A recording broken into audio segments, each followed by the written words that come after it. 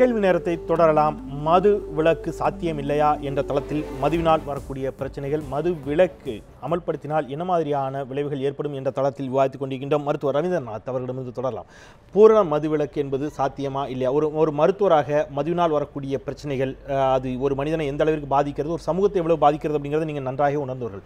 பூரண மதுவிலக்கு சாத்தியம் இல்லை அப்படிங்கிற வாதம் ஒரு ரொம்ப கலோக்கியலாக சொல்லணும்னா, ரொம்ப நாள் குடிச்சிட்டு இருக்கவன டக்குனு குடிக்காத அப்படின்னு நிப்பாட்டுறதுனாலே அவருடைய உடல்நலம் பாதிக்கக்கூடும், அவருடைய மனநிலை பாதிக்கக்கூடும், சமூகத்தில் அது வேறு விதமான தாக்கங்களை ஏற்படுத்தக்கூடும். இந்த மாதிரியான வாதங்கள்லாம் ரொம்ப கலோக்கியலாக வைக்கப்படுகிறது. ஒரு மருத்துவராக இந்த வாதங்கள்லாம் எந்த அளவுக்கு உண்மை இருக்கிறது உங்களுடைய பார்வை என்ன? அதாவது மது பிரச்சனை என்பது ஒரு அரசியல் ரீதியான, சமூக ரீதியான, பொருளாதார ரீதியான, மருத்துவ ரீதியான பிரச்சனை.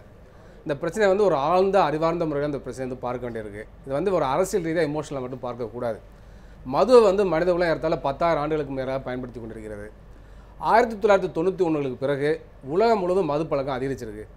ஏறத்தாழ இன்றைக்கி உலகத்தில் பார்த்தீங்கன்னா 200 கோடி பேர் வந்து மதுவை வந்து அருந்தக்கூடிய சூழலை பார்க்குறோம். அதில் கிட்டத்தட்ட பார்த்தீங்கன்னாக்க 5ல் ஒருத்தர் வந்து மதுக்கு வந்து அடிமையாகிறாங்க உலகம் முழுவதுமே. இந்தியாவிலையும் பார்த்தீங்கன்னா ஏறத்தாழ 20லேருந்து 30% மக்கள் வந்து ஏதேனும் ஒரு தருணத்தில் வந்து மதுவை வந்து குடிக்கிற பழக்கம் இருக்குது. அதில் வந்து 10லேருந்து 15% அந்த மதுக்கு வந்து அடிமையாகிறாங்க. அப்போ அந்த மதுக்கு அடிமையாக என்பது மிகப்பெரிய ஒரு சர்வதேச பிரச்சனையாகவும் தேசிய பிரச்சனையாகவும் தமிழ்நாட்டுடைய பிரச்சனையாக இருக்கிறது. அப்போ அந்த மதுவிலேருந்து மக்களை வந்து மீட்க வேண்டியது ஒரு பொதுவான சமூக பிரச்சனையாக இருக்கிறது.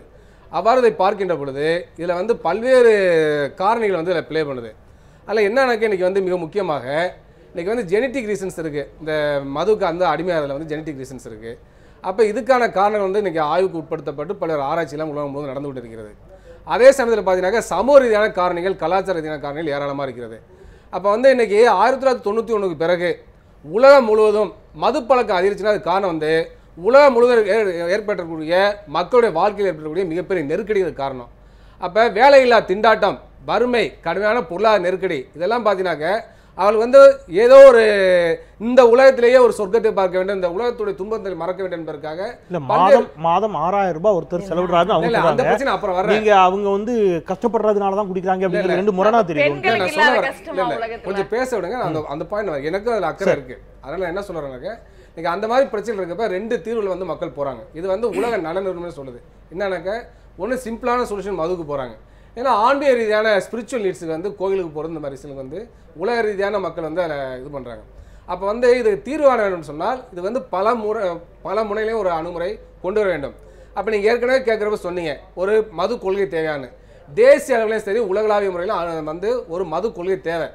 உலக நல நிறுவனம் வந்து வேர்ல்டு ஹெல்த் ஆர்கனைசேஷன் சிறப்பான அணுகுமுறை வந்து வழிகாட்டுதலை செய்திருக்கிறது. அதை உலக நாடுகள் எல்லாமே ஃபாலோ பண்ண வேண்டும். ஆனால் இன்னைக்கு என்னன்னு பார்த்தீங்கன்னாக்க இந்தியாவிலையும் சரி தமிழ்நாட்டிலையும் சரி எல்லா மாநில அரசுகளும் மத்திய அரசும் சரி தன்னுடைய வருமானத்துக்காக இந்த மதுவை வந்து மிகப்பெரிய அளவு நம்பியிருக்காங்க.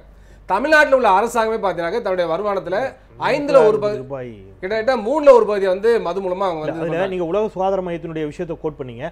உலக சுகாதார மையம் பூரண மதுவிலக்கு சாத்தியம் இல்லைங்கிறதா உங்களுடைய கருத்தாக இருக்கிறது. ஆமா, நீங்க பூரண மதுவிலக்கு சாத்தியம் இல்லை அப்படிங்கிறதா. ஒரு மாற்று மது கொள்கை வேண்டும் என்று சொன்னால் அந்த கொள்கை என்ன மாதிரியான கொள்கையாக இருக்க வேண்டும் அப்படிங்கிற வாதத்தோட நான் திருப்பி உங்களிடம் தொடர்கிறேன். திரு நல்லசாமி அவருடைய கருத்தை கேட்டு வரேன். மதுவை அனுமதிக்கக்கூடிய அரசு ஏன் கல்லை அனுமதிக்க மறுக்கிறது என்ற வாதத்தை தொடர்ந்து வைத்து கல்லுக்கான ஒரு இயக்கத்தை நடத்தி கொண்டிருப்பவர் திரு நல்லசாமி, கல்லும் மதுதான் அப்படிங்கிற ஒரு வாதம் தொடர்ந்து வைக்கப்படுகிறது. நீங்கள் இல்லைன்னு சொல்லி அதுக்கு நிறைய சவால்லாம் கொடுத்துருக்கிறீங்க. அதனால் அந்த வாதத்துக்குள் போகாமல் இந்த பூரண மது விலக்கு சாத்தியம் இல்லையா அப்படிங்கிற வாதத்திற்குள்ளும் நேற்றைய நத்தம் விஸ்வநாதன் அவருடைய கருத்து குறித்தும் உங்களுடைய பார்வை என்ன? அதாவது போதைப்பொருள் வேறு, மது வேறு, உணவு வேறு. போதைப்பொருள் ஒழிக்கப்பட வேண்டிய ஒன்று, மது தவிர்க்கப்பட வேண்டிய ஒன்று, உணவு பண்டம் தடை செய்யக்கூடாத ஒன்று. கள்ள பொறுத்தளவில் அது உணவின் ஒரு பகுதி. முழுமையான மதுவிலக்கு கொண்டு வர்றது அவ்வளவு எளிதான காரியம் அல்ல. ஆக போதைக்கு காரணம் ஆல்கஹால்னு சொல்றாங்க. ஆல்கஹால் இல்லாத உணவு பண்டம் கிடையாது. நாம உண்ணுகின்ற உணவுலேயுமே பருகின்ற பானத்திலேயுமே ஆல்கஹால் இருக்கு. ஆனா விகிதாச்சாரம் வேறுபடுது. இப்போ கல்லில் வந்து 4.5% இருக்குது, டாஸ்மாக் மதுக்களில் 42.8% இருக்குது. இப்போ டாஸ்மாக் மதுக்கள் ஒன்றும் தேவாமிர்தங்கள் அல்ல, கல் ஒன்று ஆலகால விஷம் அல்ல. இப்போ நாங்கள் கேட்கறது என்னன்னா, இப்போ டாஸ்மாக் கடையில் கொடுக்கறது மதுக்களே அல்ல, அது கொஞ்சம் கொஞ்சமாக கொல்லக்கூடிய ஒரு விஷம். ஒவ்வொரு மதுவுக்கு ஒரு பேர் உண்டு. இப்போ பிராண்டிங்கிறாங்க, விஸ்கிங்கிறாங்க, ஜின்னுங்கிறாங்க, ரம்முங்கிறாங்க, ஓட்காங்கிறாங்க, இப்படி பல பேர் சொல்றாங்க. மூலப்பொருளை வச்சு தான் பேர் மாறுபடுது. இப்போ விஸ்கினா தானியத்திலும் தயாரிக்கக்கூடியது விஸ்கி, பழச்சாத்திலும் தயாரிக்கக்கூடியது பிராண்டி, கரும்பு சாத்திலும் தயாரிக்கக்கூடியது ரம்மு, உருளைக்கிழங்கிலும் தயாரிக்கக்கூடியது வோட்கா, பக்கத்தில் கோவாவில் பெண்ணின்னு ஒரு மது இருக்கு, அது முந்திரிலும் தயாரிக்கக்கூடியது. மூலப்பொருளை வச்சு தான் பேர் மாறுபடுது. தமிழ்நாட்டில் எல்லாமுக்கும் ஒரே மூலப்பொருள் தான். தலைக்கு வேற சிவக்காய், தாடிக்கு வேற சிவக்காய் இல்லை. கரும்பாலையிலிருந்து பெறக்கூடிய ரசாயன கழிவுல இருந்து மதுக்களை தயாரிக்கிறாங்க, பேர் மாத்துறாங்க. இது பிராண்டி, இது விஸ்கி, இது ரம்முன்னு பல பேர் வைக்கிறாங்க. இப்ப பிராண்டியில பாத்தீங்கன்னா அந்த பாட்டில் திராட்சை ஒரு கொத்து இருக்கும். சத்தியமா திராட்சைக்கு நீங்க மதுவிலக்கு தேவையா இல்லையாங்கிறது ஒரு விவாதம். ஆனால் கொடுக்கக்கூடிய மதுவே இங்கே தரமற்ற மதுவாக இருக்கிறது அப்படிங்கிறது உங்களுடைய அடிப்படை குற்றச்சாட்டாக இருக்கிறது. மதுவே அல்ல, மதுவே அல்ல, கொஞ்சம் கொஞ்சமாக கொள்ளக்கூடிய ரசாயன கழிவு, விஷம். அது அரசே முன்னின்றதை விநியோகிக்கிறது எந்த விதத்துல நியாயம்? இப்ப பாத்தீங்கன்னா, இப்போ அருட்செல்வர் மகாலிங்க அண்மையில காலமானார். அவர் இந்த தொழில் இருந்தவர். அவர் அவருடைய புத்தக ஓம் சக்தியில் எழுதுறார், காலி பாட்டில் விலை 3 ரூபா, உள்ள இருக்கக்கூடிய பிராந்தியினுடைய மதிப்பு 9 ரூபா, அடக்க விலை 12 ரூபா, டாஸ்மாக் கடையில் விற்கிறது 380 ரூபா. ஆக இது 350 ரூபாய்க்கு விற்கிறாங்க. அதே நட்சத்திர விடுதிகள்ல, பன்னாட்டு விமான தளங்கள்ல, வரி செலுத்தப்பட்ட கடைகள்ல பாத்தீங்கன்னா அந்த அளவோட உங்களுடைய கருத்தை எடுத்துட்டு நான் மீண்டு வருகிறேன் திரு நல்லசாமி உங்களிடம்.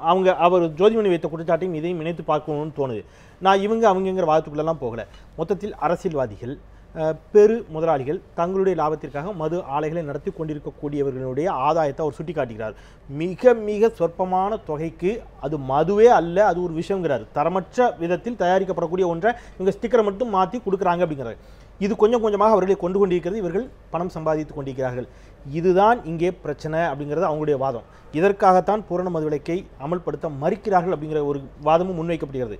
நீங்கள் பூரண மது விலக்கை விட்டுருங்க, இந்த விஷயங்களை எல்லாம் சரி செய்து கொடுக்கக்கூடியவர்களுக்கு குறைந்தபட்சம் ஒரு வாதத்துக்கு ஒரு தரமான மதுவை கொடுக்க வேண்டியதும், அல்லது ஒரு மதுவை குறித்த ஒரு விழிப்புணர்வை ஏற்படுத்தி மது அருந்தக்கூடிய பழக்கத்திலிருந்து அவர்களை மெதுவாக மீட்டு கொண்டு ஒரு சமூகத்தை உருவாக்க வேண்டிய கடமையும், மது கடைகளுடைய எண்ணிக்கையை குறைப்பதும், அதனுடைய நேரத்தை குறைப்பதும், இது மாதிரியான சில விஷயங்களை முன்வைக்கிறாங்க.